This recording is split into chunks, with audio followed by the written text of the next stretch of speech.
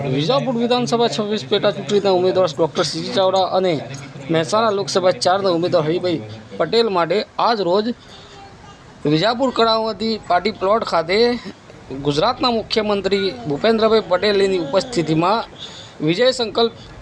સભાનું આયોજન કરવામાં આવ્યું હતું, જેમાં ગુજરાતના મુખ્યમંત્રી ભૂપેન્દ્રભાઈ પટેલે સભામાં ઉપસ્થિત જનમેદનીને સંબોધી હતી અને કહ્યું હતું કે જે લોકસભાના ઉમેદવાર હરિભાઈ પટેલ છે અને સીજે ચાવડા જે છે વિધાનસભાના ઉમેદવાર, તેમને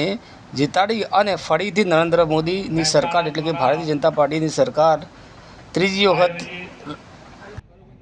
વિજાપુર વિધાનસભા પેટા ચૂંટણી અંતર્ગત અને મહેસાણા લોકસભા અંતર્ગત વિજય સંકલ્પ સભામાં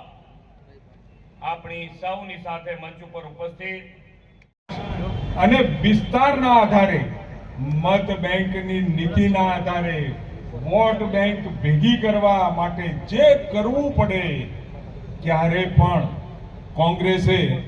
વિકાસના નામે 100 કરોડ લોકોનો વિશ્વાસ આસ્થા ઉપર ક્યારે પણ ચૂંટણી લડી નથી. તમને વિનંતી કરું છું કે મોટું કમળ લઈને દિલ્હી જવાનું હોય ત્યારે, અને બીજું કમળ એક લઈને અહીંથી આપણા માન્ય ભૂપેન્દ્રભાઈ પટેલ સાહેબના ચરણોમાં મૂકવાનું હોય ત્યારે માન્ય સીજે ચાવડા સાહેબને તમે જંગી બહુમતીથી જીતાડજો અને મને મોટું કમળ લઈને દિલ્હી માન્ય નરેન્દ્રભાઈ મોદીના ચરણોમાં રાષ્ટ્ર સેવાને કાજે લઈને જવાનું છે. તો આપ સૌને મારી વિનંતી કરું છું, તમે અમે બંનેને જીતાડશો. અસ્તુ ભારત માતા કી જય. ખૂબ ખૂબ આભાર હરિભાઈ સાહેબ આપનો.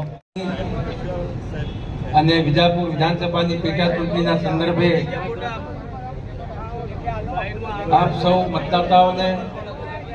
અપીલ કરવા માટે ઉપસ્થિત રાજ્યના યશસ્વી, મૃદુ અને મક્કમ